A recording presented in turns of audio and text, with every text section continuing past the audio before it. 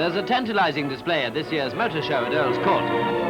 The new Vauxhall Velox is a very smart and attractive exhibit, right up to date too, with its push-button amenities.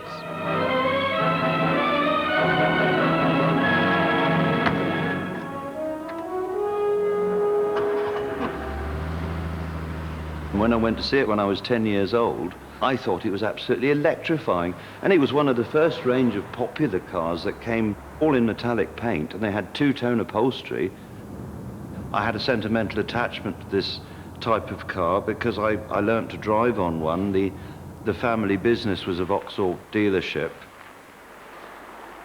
For the first time, small garage owners like Peter's father were not just selling transport, but a futuristic style statement.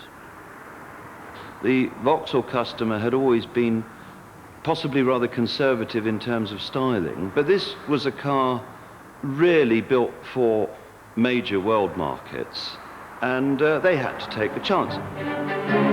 The chance that Vauxhall took was with their traditional customer base, the quite well off. Sales staff had their work cut out to assure customers that in spite of the radical new look, Vauxhall cars still embodied the same values. It was the bank manager's car, it was the dentist's car, it was the hotelier's car, the shopkeeper's car. It was a prestige car without trying to over-impress the neighbours, because a lot of people were quite worried about doing that sort of thing in those days. Whatever the neighbours thought, the E-Series Vauxhalls, with sales of over 350,000 in a 5-year production run, continued to prove the popularity of American looks, whether from Dagenham or Luton.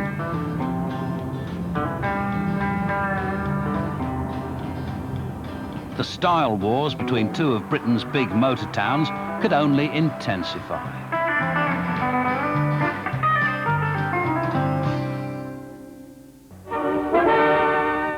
Ford again sets the fashion with the three graces, the new Zodiac, the new Zephyr, and the new Consul. They embody the latest advances to give you better motoring in every way. These roomy six-seaters, the new Ford Consul, Zephyr, and Zodiac, offer the motoring you have dreamed about at costs you can afford.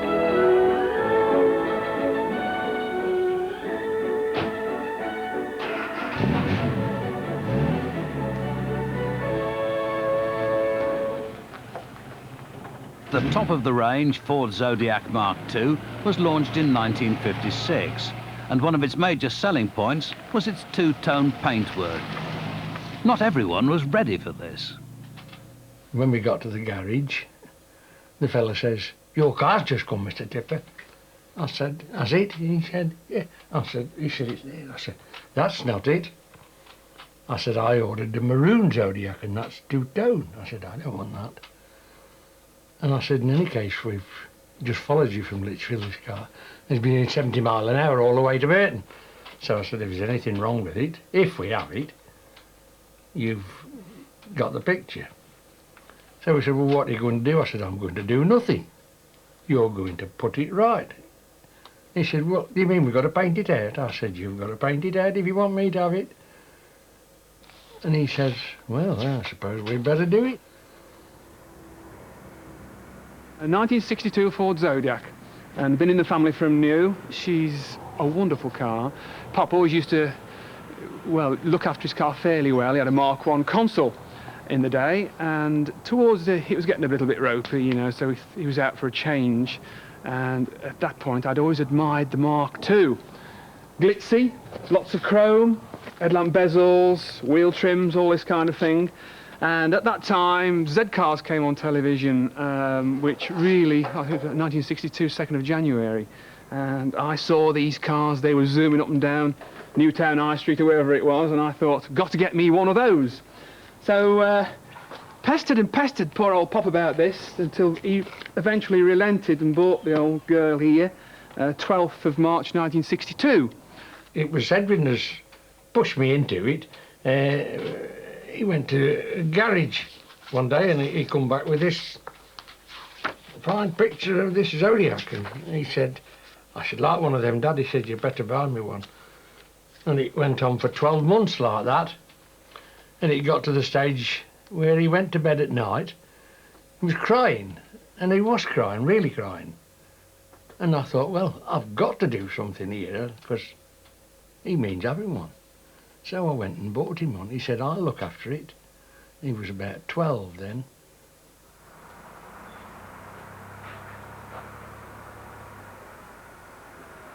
So got the car and away we go, enjoying all the chrome and the leather seats. We've now got a cigar lighter and a radio and all the gear.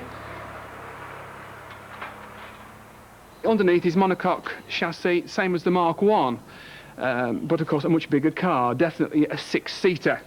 Whereas the Mk1, which we did, of course, it was a little bit squashed in. Looking round, we've got the lovely tail fins, and this time, of course, petrol filler behind the number plate.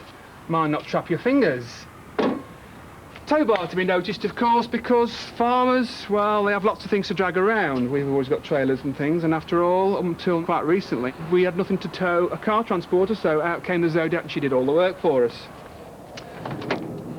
Column change, 3-speed, no overdrive, just put your foot down and away you go. Quite peppy for the day. 2,600cc under the bonnet, straight 6, which I shall now show you.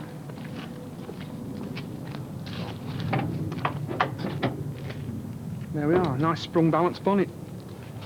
Yeah, inline 6, single carb, and of the day, of course, servo assisted front disc brakes, and there is the servo and the reser tank there.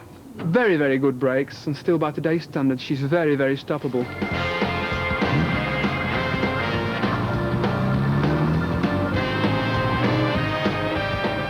It ran for the first 6 years before we really did anything towards looking after it as such. It was just an everyday working car.